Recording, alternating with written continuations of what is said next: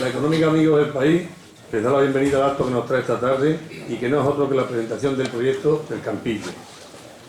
Hecho muy importante y relevante para la regeneración del espacio del casco antiguo, el cual entendemos debe ser respetado en cuanto al mantenimiento de su identidad como fiel testimonio de su pasado, pero entendiendo que las nuevas construcciones deben pervivir con las del presente con las del pasado, porque en caso contrario, y esta es una opinión personal, no habríamos salido de la prehistoria. Para esta presentación van a intervenir don Celestino Rodolfo, teniente de alcalde y concejal de urbanismo, don Daniel Jiménez, que nos hablará del proyecto de urbanización del espacio, doña Elena Ochoa hablará sobre el proyecto de las viviendas y don Luis Chacón tratará el tema económico y don Carlos Benito y doña Begoña Galeano intervendrán en los turnos que estimen pertinentes. Muchas gracias. A continuación ellos van a empezar a exponer. Al final de la exposición tendremos un coloquio en el cual, bueno, pues ya lo comentaremos antes de iniciarlo. Gracias.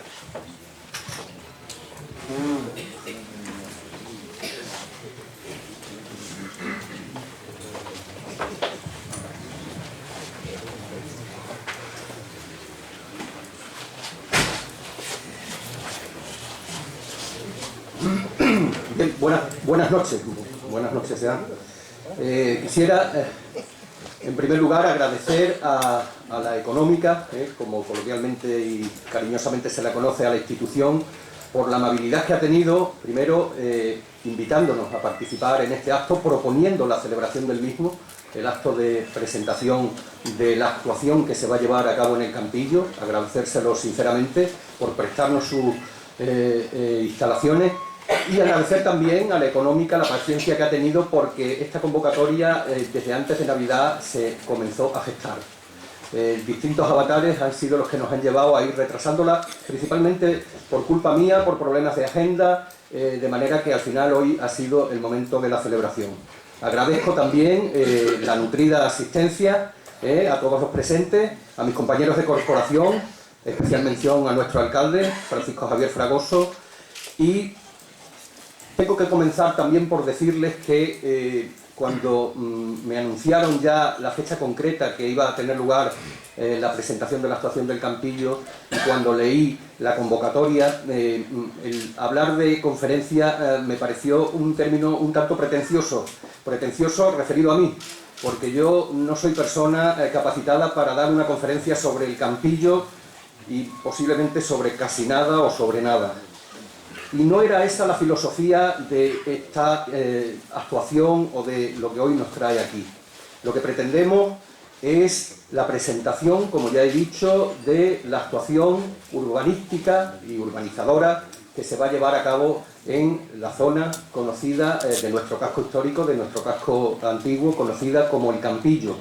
De manera que mi intervención inicial se va a ceñir a un enfoque desde el punto de vista social, si me permiten, y dejaré las cuestiones técnicas para los técnicos, de manera que, como ya Carlos amablemente ha anunciado anteriormente, pues intervendrán en esta presentación Daniel Jiménez, que será el que nos dará unas nociones sobre el proyecto de urbanización.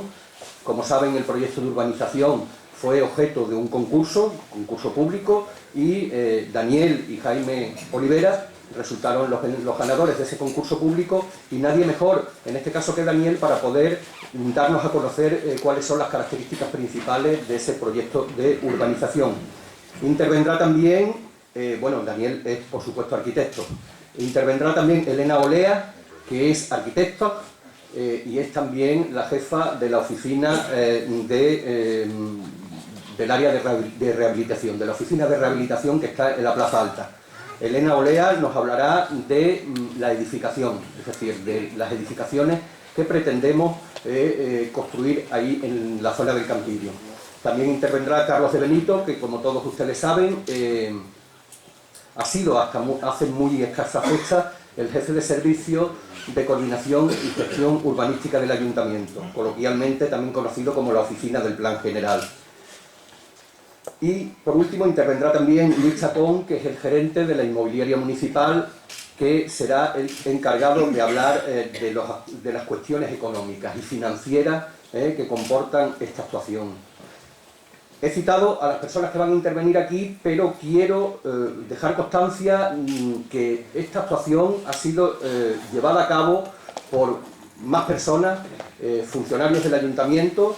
Quiero mencionar también a Begoña Galeano, que como saben es arquitecto también, arquitecta, jefa de servicio del Gabinete de Proyectos del Ayuntamiento, y después también a Marcos Rebollo, el personal de la inmobiliaria municipal, el personal de la oficina del ARI, es decir, que es una labor conjunta realizada por todos. El hecho de que yo no entre en cuestiones técnicas no significa que yo no avale, como político y como teniente alcalde, delegado de urbanismo del ayuntamiento, la actuación que hoy aquí se va a explicar.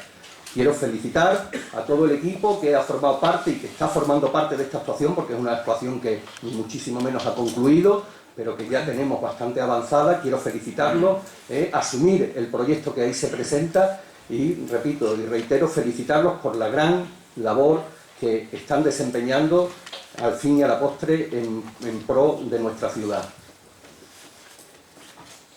Miren, yo tengo por costumbre, acaso por deformación profesional, cuando tengo que afrontar la posible resolución de un problema, el procurar ir a la génesis del mismo, es decir, qué es lo que ha motivado el problema en sí.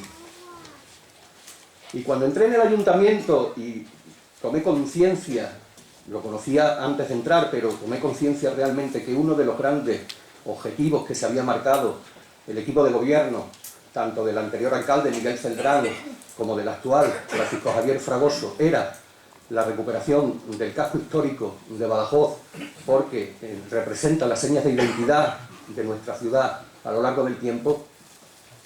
Me hice varias preguntas, es decir, ¿por qué el casco histórico de la ciudad de Badajoz llegó al grado de deterioro que todos hemos conocido?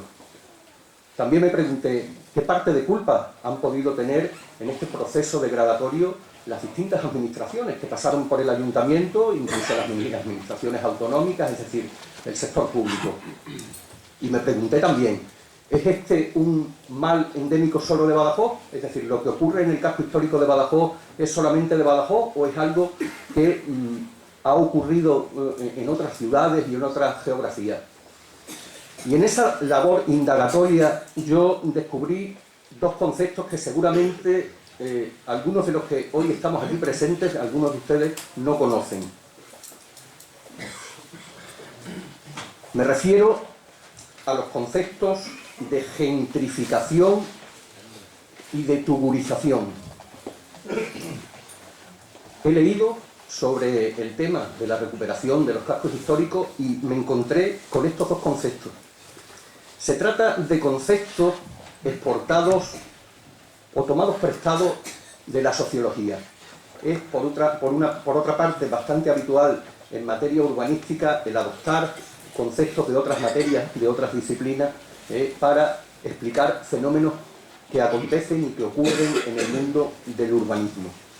Gentrificación y tuburización. Voy a pretender darles a conocer qué es lo que significa cada uno de ellos. En toda transformación urbanística, en la inmensa mayoría de los casos, lleva aparejada una transformación también del tejido social. Empezando por la tuburización, que es el fenómeno que se produce primeramente, son conceptos contradictorios pero correlativos. ¿Qué es la tuburización?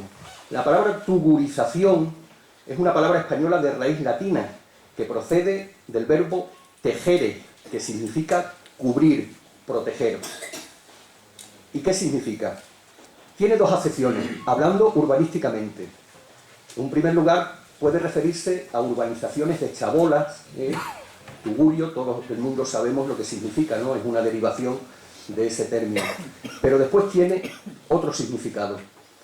Y es el fenómeno que se produce y que se ha producido en multitud de ciudades, no solamente de nuestra geografía de España, sino a nivel europeo e incluso a nivel mundial.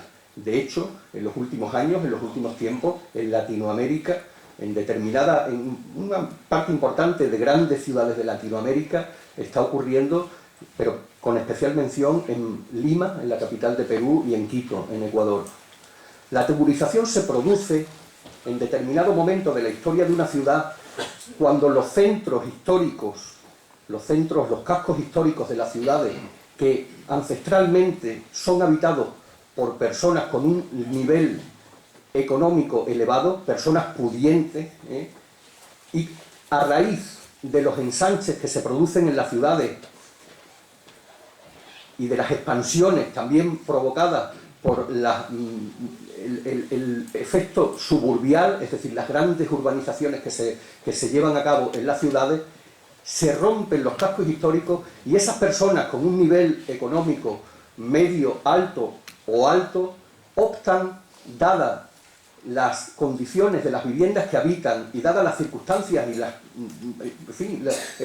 el devenir de la vida moderna, deciden que las viviendas que habitan ya no cumplen, digamos, las necesidades de esa vida moderna, bien porque son viviendas demasiado grandes, bien porque no tienen los servicios que las nuevas tecnologías han ido incorporando en el devenir diario, o bien porque las infraestructuras que los cascos históricos tienen por sus limitaciones en materia de tráfico, etcétera, optan por abandonar esas viviendas suyas originarias e irse a vivir a esos ensanches, repito, que se producen en las ciudades y que aquí en Badajoz también evidentemente tuvieron lugar, o bien a esas grandes zonas residenciales que se construyen y que se han venido construyendo a lo largo de las ciudades.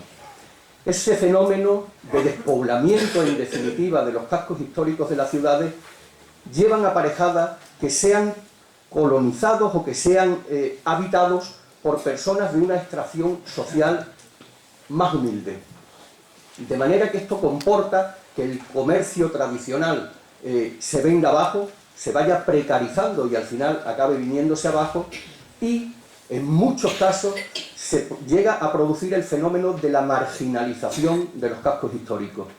Repito, este fenómeno es un fenómeno que ha ocurrido en multitud de ciudades españolas, europeas y en el ámbito mundial en Estados Unidos.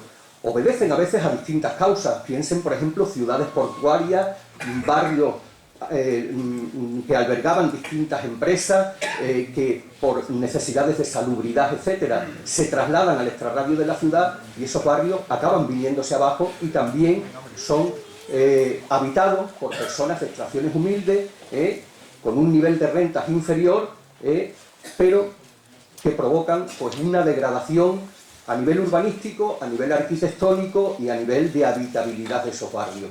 De manera que ni los propios ciudadanos que viven en esas poblaciones frecuentan esa zona, e incluso tiene una incidencia importante en el turismo, porque al ser centros históricos pues es donde se suelen aglutinar determinados monumentos que llevan a ser un coto vedado, salvo para aquellas personas que sean más atrevidas para frecuentarlo. Eso es lo que genera el fenómeno de la tugurización. La siguiente pregunta que surge es: ¿ha ocurrido aquí en Badajoz una auténtica tugurización en nuestro casco histórico? Me van a permitir que para contestarlo recurra a un libro muy interesante escrito por don José Manuel González González, que habla del urbanismo en Badajoz a través de la prensa del siglo XX. En su página 105, este señor habla como, referido al casco urbano de Badajoz, dice: el casco urbano, al casco antiguo, además parece dividirse el casco urbano además parece dividirse desde antes de 1900 en tres amplias zonas o sectores. El denominado barrio alto, que se desarrolla en torno a la Plaza Alta, acoge la población más pobre y las calles peor urbanizadas, y se asienta en la zona más antigua de la ciudad, conviviendo de forma hacinada numerosas familias. El segundo sector es el situado al este, en torno a la Plaza de San Andrés. Es un barrio menos dinámico y activo que el situado al oeste, y acoge una población más modesta en líneas generales. Por otro lado, sus edificios son menos relevantes. La tercera zona es la más amplia y destacada, tanto por su actividad comercial como por acoger las principales instituciones públicas y los inmuebles de las familias más pudientes. Se sitúa en la parte occidental y acoge también los paseos y lugares de ocio más interesantes. Es decir, aquí se establecen, y yo creo que acertadamente, la subdivisión del casco histórico, del casco antiguo de Badajoz, en 3 subbarrios.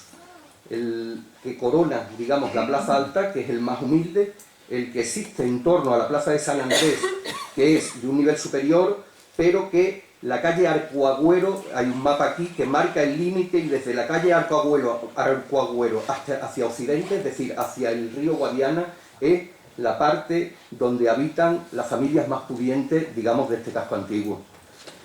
Cuando en los años 50 y 60 y posteriores se produce el ensanche o los ensanches de la ciudad, marcados por la avenida de Huelva, la avenida de Colón, la avenida de Europa, se produce este fenómeno que se había producido antes o incluso después en otras ciudades.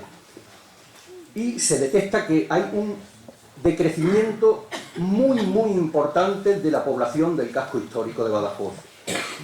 Tan es así que en el año 1940 el casco histórico de Badajoz tenía 32.604 habitantes. El nivel de abigarramiento era, como podrán entender, considerable. De 1940 a 1960 disminuye la población de 32.604 habitantes a 23.715. Y de 1960 a 1975 se reduce de 23.715 a 14.796 habitantes. Quiere ello decir que se produce una reducción entre 1960 y 1975 superior al 50% de la población en el casco antiguo de Badajoz. Motivada, repito, por los ensanches que generan nuevos barrios, los barrios de Santa Marina, de Pardalera, e incluso ya en la última etapa también con las zonas residenciales, la zona suburbana, como pudieran ser la zona de las Vaguadas y otras zonas residenciales de urbanizaciones que se generan en torno a la ciudad. A título de anécdota, el fenómeno suburbano no es nuevo. Repito, a título de anécdota, ya en el año 539 a.C.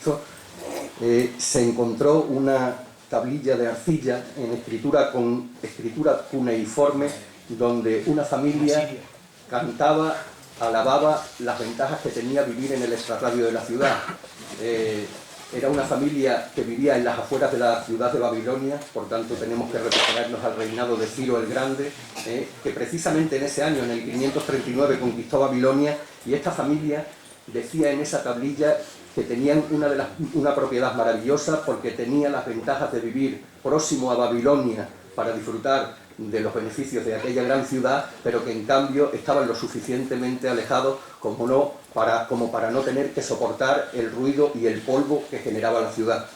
Bien, repito, aquí en Badajoz efectivamente se produce un desplazamiento muy importante de la población a lo largo de todos estos años, un despoblamiento del casco histórico, y yo me atrevo a conjeturar que ese desplazamiento por aquella heterogeneidad desde el punto de vista de tejido social y económico que tenía el casco histórico, ese despoblamiento de parte seguramente de las familias pudientes que vivían en la zona occidental del casco histórico, repercutió muy negativamente en las personas más humildes que vivían, repito, en la zona que rodea a la Plaza Alta, que seguramente eran familias que vivían, prestaban servicios en buena medida a aquellas familias pudientes, y además tenían, bueno, pues sus pequeños negocios, trabajaban en casas de esa familia, lo que conllevó un despoblamiento todavía mayor de la zona alta de la ciudad,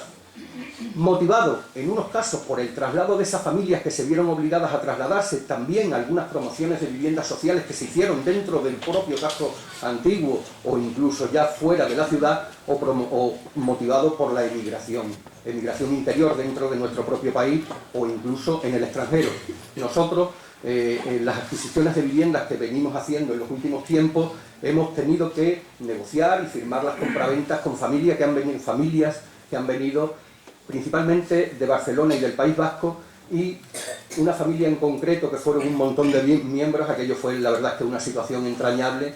Vinieron de hasta 3 países distintos, la misma familia, no se habían vuelto a ver desde que se fueron de Badajoz, hacía muchísimos años, Eran tantos los familiares que al final el precio de la vivienda ni siquiera les cubría el transporte, es decir, el importe de transporte, porque unos vivían en Alemania, creo recordar, otros en Francia, y no sé si en Bélgica también, pero lo hicieron porque aprovecharon ese motivo para volver a verse, porque no habían vuelto a verse entre ellos, pasaron aquí 2 o 3 días en la ciudad, dijeron cómo había cambiado Badajoz y bueno, se volvieron después a su casa y la verdad es que fue un momento entrañable. Es decir, que en la parte alta del casco antiguo, donde vivían familias más humildes, se produjo un despoblamiento superior y a día de hoy todavía se sigue manifestando, que posiblemente tuvo lugar en otras zonas de la ciudad donde vivían familias más pudientes. En definitiva, podemos decir que aquí en el casco antiguo de Badajoz sí se ha producido lo que se llama, repito, extraído o tomado prestado de la sociología, una tuburización, un acceso de una población marginal, ya luego tendremos oportunidad de ver, haciendo un recorrido por las hemerotecas, cómo efectivamente, y bueno, ya nadie se escapa, que la población que habita en la parte alta del casco antiguo hay un grado de marginalidad, bueno, pues que todos conocemos, ¿no? En el sentido de delincuencia, en el sentido de drogadicción, etcétera. Hay buenas familias, por supuesto, pero la parte alta, sobre todo, bueno, pues en la zona del Campillo, existen todavía algún punto de droga, de venta de droga, etcétera, de manera que yo creo que si no en el resto, es verdad que ha habido un despoblamiento del resto del casco antiguo, pero en la parte alta ese despoblamiento ha podido llegar a ser definido como una tuburización según se contempla, bueno, pues en los manuales, digamos, y en los estudios que realizan ese fenómeno. Y pasamos a la gentrificación. ¿Qué es la gentrificación? La gentrificación es el fenómeno opuesto. La palabra gentrificación procede de gentry, que es un anglicismo. La gentry era la clase social del ámbito rural inglés inmediatamente inferior a la nobleza.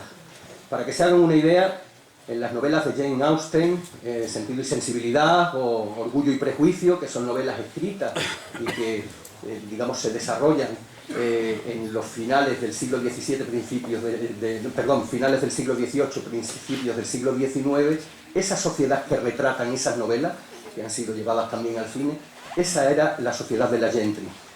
Este vocablo, este concepto fue inventado o utilizado por primera vez por una socióloga que era nacida en Alemania, en Berlín concretamente, pero digamos que adoptada por Inglaterra, y ella se ha hecho pasar, ya falleció, se llamaba Ruth Glass, inglesa.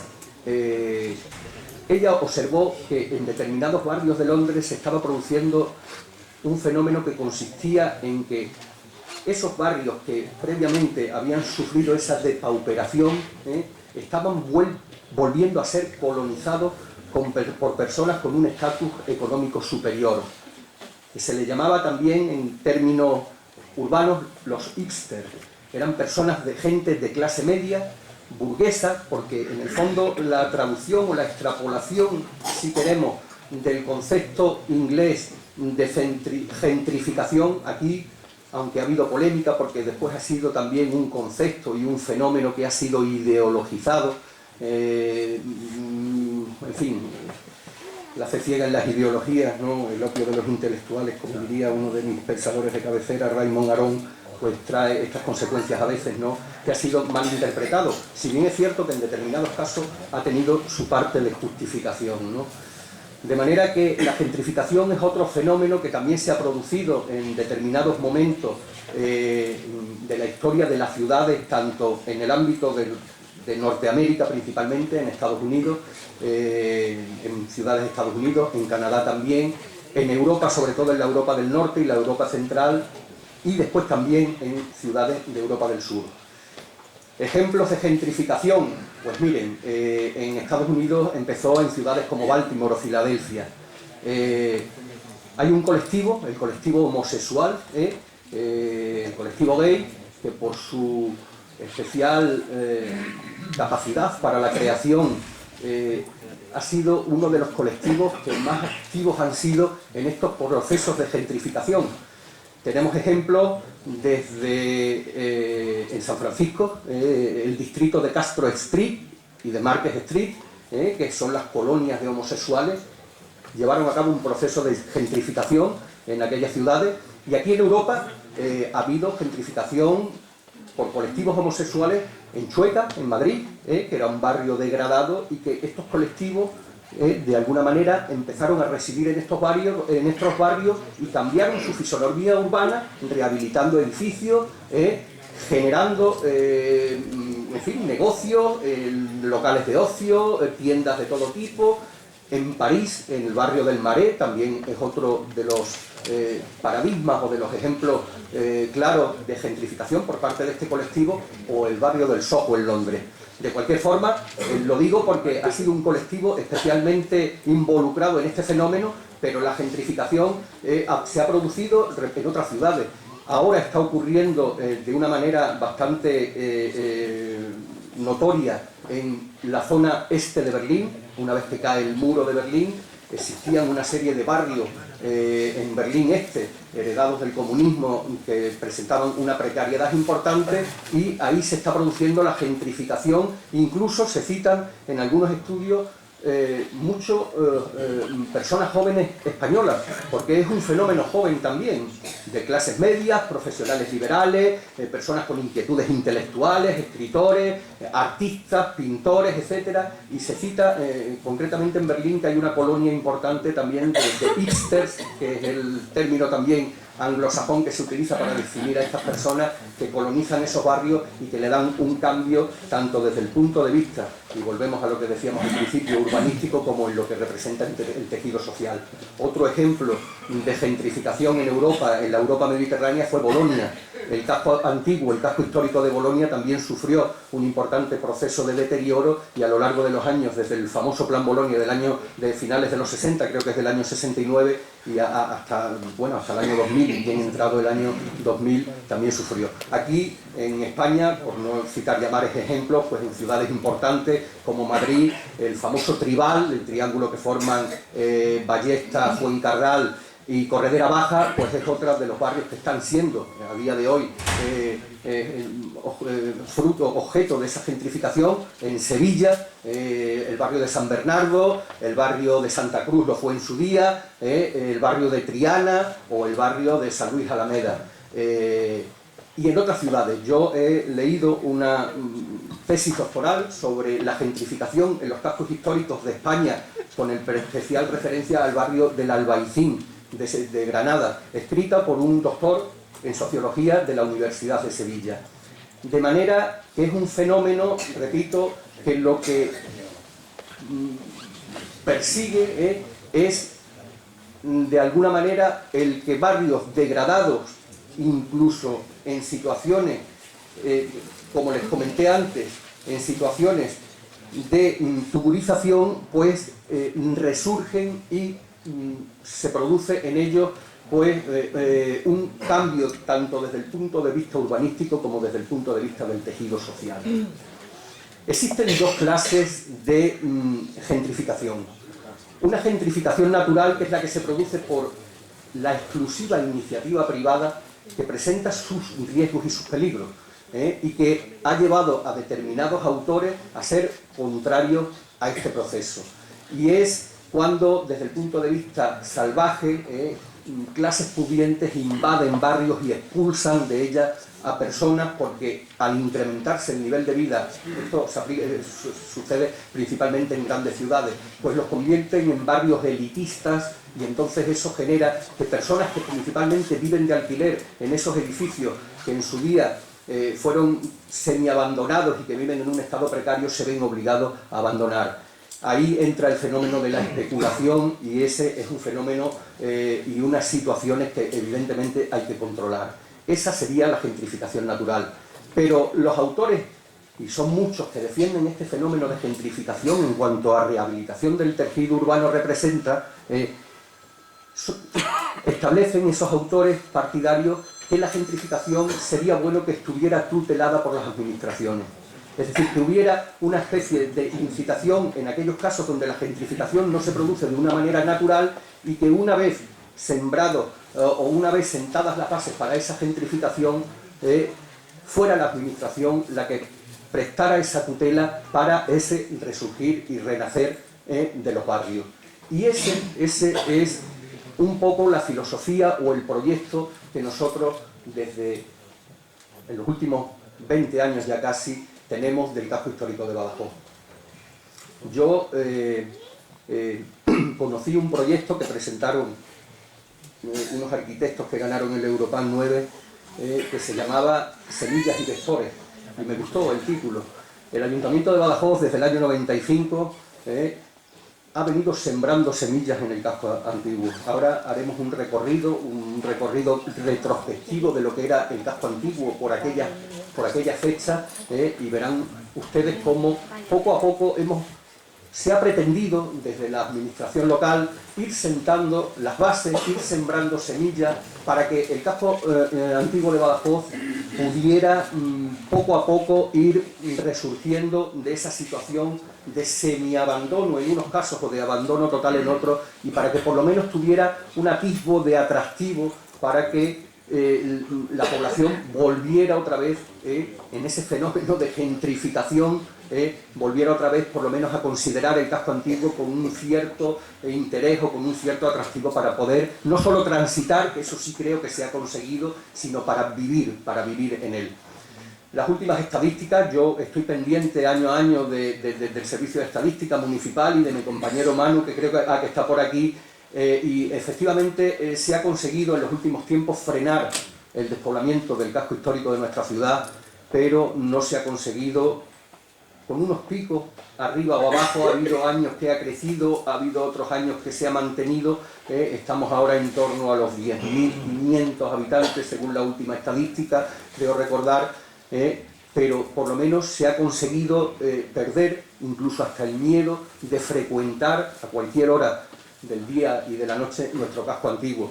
Pero esas semillas que a lo largo de estos últimos 20 años hemos ido sembrando en el casco antiguo, y que yo, sin ánimo de ser exhaustivo, citaría, bueno, pues una serie de ellas y que iremos viendo aquí, ¿no? Sobre todo en los espacios urbanos y en las distintas zonas del casco antiguo, desde los ejes circulatorios y la plataforma única, que, en fin, desde aquí de la calle San Juan, pero el eje primario y que parte desde la Plaza de los Dragones y acaba en la Plaza Alta, hasta el otro eje que hicimos plataforma única también desde Menacho hasta la Plaza de San José, en infraestructuras, en parking de Santa María. Lo consideramos muy interesante porque el tema circulatorio y el tema de poder dejar el vehículo, la gente que está acostumbrada a circular en coche en las ciudades en todo momento, toda la recuperación del patrimonio histórico desde la Plaza Alta, la Alcazaba, los jardines de la Galera, el convento de los jesuitas, el baluarte de San Pedro, la cortina de la Puerta de Mérida, las casas consistoriales, las casas mudéjares, en fin, los museos, la ubicación de los museos aquí en la ciudad, tanto el Museo Arqueológico como el Museo de Bellas Artes, como el Luis de Morales, el Museo de la Ciudad, el haber traído, importantísimo, la Facultad de Biblioteconomía y la Biblioteca de Extremadura a la Plaza Alta, el edificio de asociaciones que hay en la Plaza Alta, es decir, el fomento también de la juventud con el semillero de empresas, la escuela de idiomas que permanece en el casco antiguo, la escuela de artes y oficios, incluso la voluntad férrea de tanto el anterior alcalde como nuestro alcalde actual de que todos los servicios municipales permanecieran en el casco antiguo, que yo lo sufro porque urbanismo que tiene 5 jefaturas de servicio, cada una anda por una zona porque no somos capaces de dar con el edificio que pueda albergarnos a todos. Es decir, todas estas han sido semillas, ¿no? La propia oficina de rehabilitación, los planes de rehabilitación de fachada han sido semillas que hemos ido sembrando a lo largo de los años, y que vamos a seguir haciendo, el darle de un contenido cultural, la rehabilitación de la iglesia de Santa Catalina, el Salón de la Galera, que serán próximas actuaciones que están en ciernes.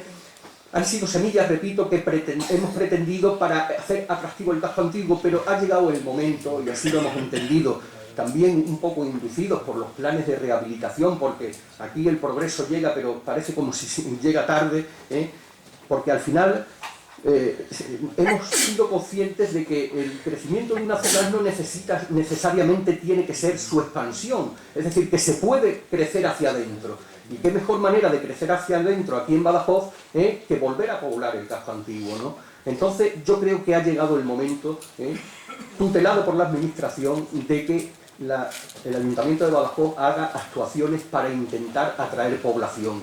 Porque si no corremos el riesgo de que esas semillas que a lo largo de los años hemos ido sembrando, pues caigan en terreno baldío y al final no sirvan para la labor que nos marcamos y para el objetivo que nos marcamos, que era intentar recuperar nuestro casco histórico.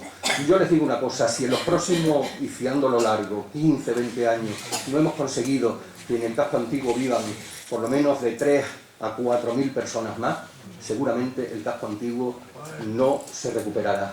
Y les digo más, y tiene que ser gente que venga a vivir de fuera, de otras zonas de la ciudad, de fuera de Badajoz. Es decir, gente que revitalice este tejido, porque en concreto y en la zona que a continuación hablaremos del Campillo y de la corona que circunda la Plaza Alta, todos ustedes la conocen y desde luego estamos hablando de una población que ella sola no sería capaz de sacar esto adelante. Pero es importante, y es importante recalcar este matiz. Tutelado por la administración, nosotros hemos hecho más de 30 expedientes de recolocación, digamos, de las personas que vivían en el entorno del Campillo, y puedo asegurarles que ni una sola se ha ido del casco antiguo de Badajoz por su voluntad, es decir, las hemos obligado nosotros a irse, a ni una.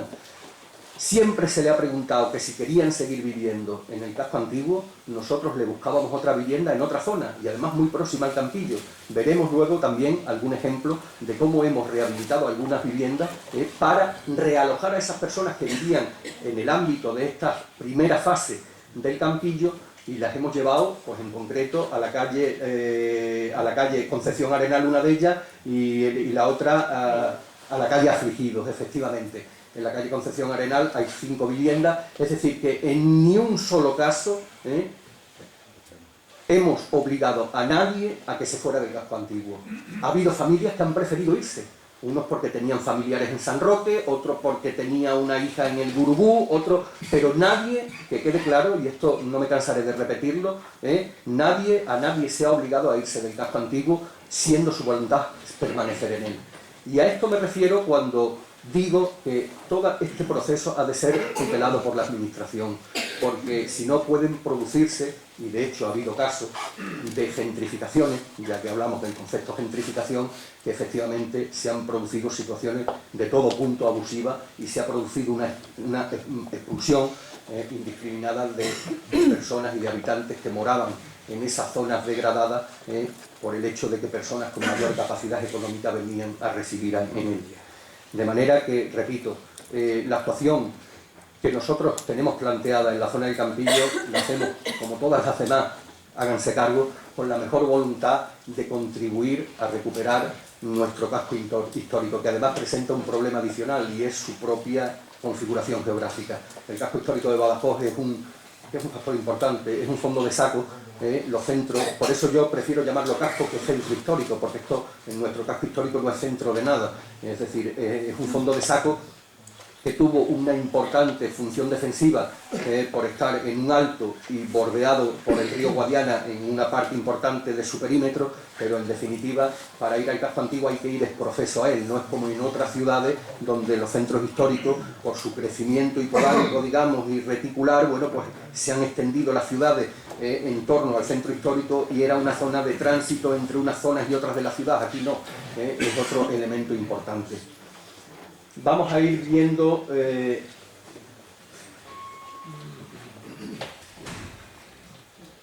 por ahí vamos.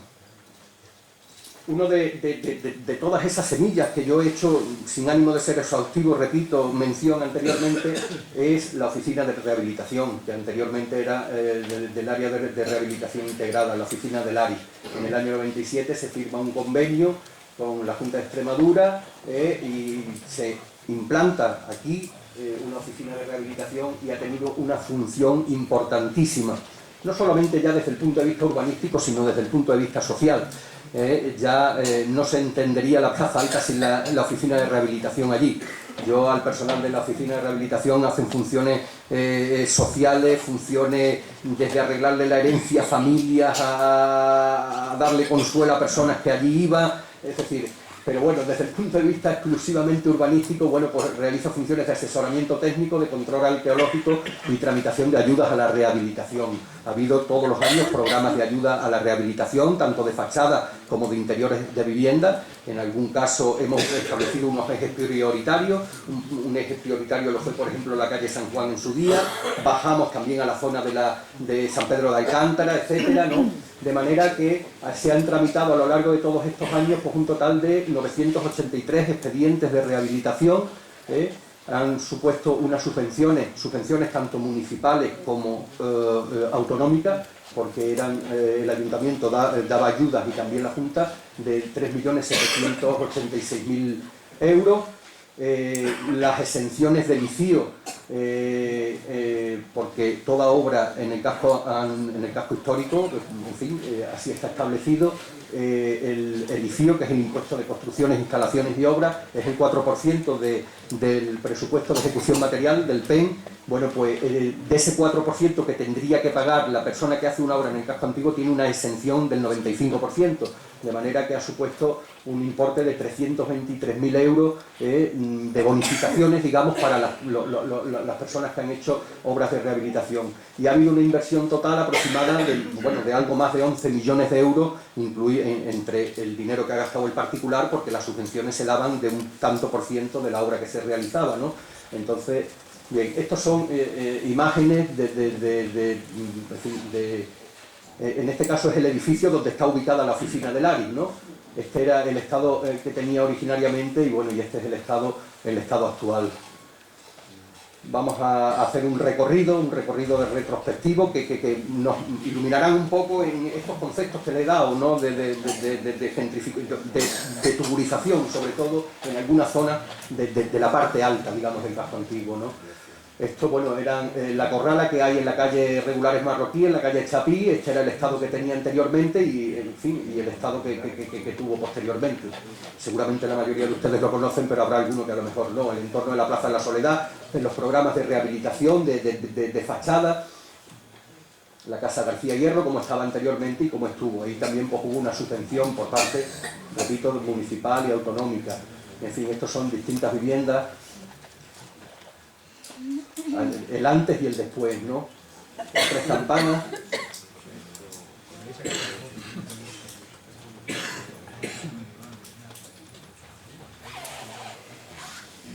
Rehabilitación de fachadas, el antes, cómo estaba la vivienda antes, cómo quedó después. Son ejemplos, ha habido multitud de muchos más, ¿no? Pero bueno, para que se hagan una idea de que, en fin, son muchas cosas las que se han hecho, muchas las que quedan por hacer, ¿no? Pero aquí también, en el convento de Santa Ana, también hubo una ayuda por parte de la administración para un poco remozar la fachada del convento, ¿no? Y cómo estaba antes y cómo está después.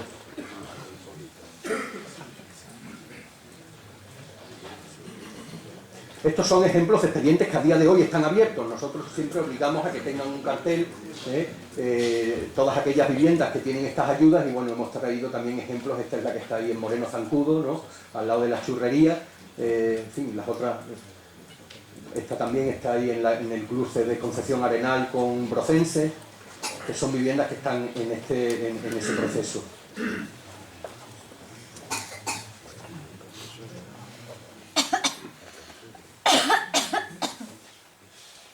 Estos son imágenes del Campillo, de lo que ha sido el Campillo. El Campillo siempre ha sido una zona de arrabal. En el libro de Historia de Badajoz, que es otro de mis libros de cabecera, nuestro cronista, Alberto González, que está aquí, está presente, y yo le agradezco, en algún momento habla de cómo era una zona de arrabal. También lo menciona el libro del urbanismo en Badajoz a través de la prensa del siglo XX, José Manuel González, desde tiempos inmemoriales, pues era la zona del barrio mozárabe, del que no queda gran constancia o casi ninguna constancia de su existencia, ni documental ni nada, pero sí era el arrabal, digamos, mozárabe, ¿no? y fue una zona de chabolas. También aquí en el libro del profesor González habla también cómo era una zona muy depauperada, ¿no? Hablando de la pobreza, como uno dice, en 1900 existían concretamente 3 zonas de chabolismo en la capital bajo Extremeña, alrededores de la Alcazaba, el Gurugú y la Moreras, estos 2 últimos en el barrio de la Estación. El suburbio más antiguo fue el emplazado en torno a la Alcazaba, tanto en su interior como sobre todo en 2 zonas cercanas, el Monturio y el Campillo. Se concentraba el núcleo chabolista más ampliamente habitado por entonces, en muchos casos compuesto por población marginal. En el interior de la Alcazaba se instalaron diversas viviendas de gente pobre, con permiso de los militares, sobre todo junto al antiguo Palacio de los Duques de la Roca y cerca del antiguo cementerio. Las últimas desaparecieron en 1964 cuando se trasladó a sus residentes a la unidad vecinal de Asunción. Y habla del Campillo como era una zona que en un momento fue, por indicaciones militares, no se permitió construir, pero después fueron más permisivos y se establecieron chabolas, y con el paso del tiempo se establecieron pues unas viviendas con una calidad constructiva pues, muy baja, en algunos casos incluso infraviviendas. Ese es el estado actual que presenta el Campillo. La intervención afecta a 8 manzanas catastrales. El estado de las viviendas actualmente es muy deficiente, un 80% de ellas pueden ser consideradas como infraviviendas. La situación social es muy difícil, droga, marginación, delincuencia y la situación jurídica muy irregular y compleja. Trastos interrumpidos, multitud de propiedades sin título, es decir, de familias que no presentan, no exhiben ningún título, personas que siendo propietarios no han arreglado las herencias, ha habido que arreglar la herencia a familia, es decir, ha sido una labor ímproba la que ha habido que hacer y que es uno de los elementos de complejidad de esta actuación. Afecta a 8 manzanas catastrales, ese es el ámbito. Lo que ocurre es que se divide la actuación en 3 fases. En la primera fase se actuará sobre las 2 primeras manzanas y una plaza de nueva apertura, como así se contempla en el Plan Especial de Protección del Centro Histórico. Después vendrán otras fases que llegan, en fin, hasta Puerta Trinidad prácticamente.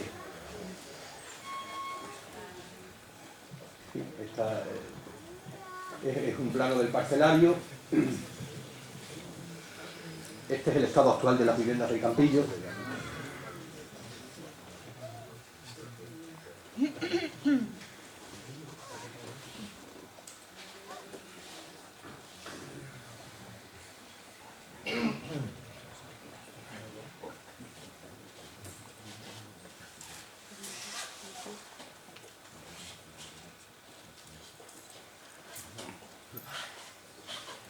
Bien, estas eran algunas referencias acudiendo a la hemeroteca que antes mencionaba, ¿no? Acordonan una casa del Campillo por un derrumbe parcial.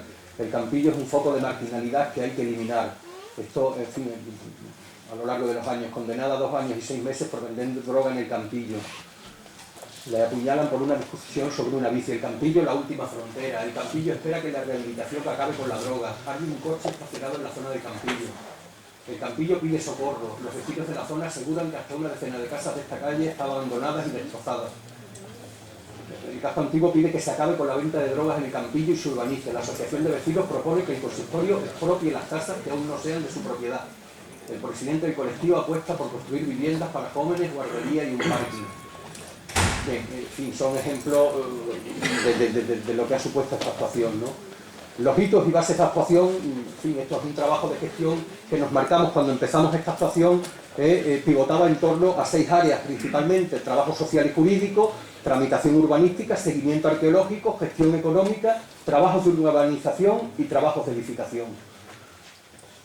Dentro del trabajo jurídico y social, obtención de información y regularización jurídica de propiedades, compra de inmuebles, realojo de familias en forma de permutas, alquiler social o cesión de vivienda social. Se han tramitado, como anteriormente dije, pues 33 expedientes de las 3 manzanas iniciales, donde ha habido realojos, repito, en distintas zonas del casco histórico, los que querían quedarse aquí y los que quisieron marcharse, pues se les intentó facilitar y se les ha facilitado vivienda en las zonas donde ellos eligieron. La tramitación urbanística, bueno, pues la aprobación del año 2007 del Plan General Municipal, que incluye el Plan Especial de Protección del Centro Histórico. Es decir, que toda nuestra estación está fundada en esto. Es decir, en un plan general que fue objeto de aprobación inicial, sometido a información pública, aprobación provisional y aprobación definitiva por la Junta de Extremadura, con todos los informes sectoriales favorables. Es decir, que cumplió y siguió todos los trámites, como no puede ser de otra manera, todos los trámites legales, y es el plan especial y el plan general que tenemos vigente actualmente. Hubo una modificación puntual del plan especial de protección del centro histórico, que fue una redelimitación del área de rehabilitación preferente. La redelimitamos ampliándola, con objeto de que abarcara, digamos, la operación de regeneración urbanística tuviera un mayor ámbito, que llegara hasta la calle Concepción Arenal, porque inicialmente era un ámbito inferior. Esto lo explicará Carlos. Se crean normas de gestión introduciendo la posibilidad de la expropiación por vía de urgencia. Esta es la planimetría del plan general municipal. El seguimiento arqueológico es muy importante. El control arqueológico continuo, existe un control arqueológico continuo del equipo técnico de patrimonio de la Oficina de Rehabilitación Municipal. Es decir, hay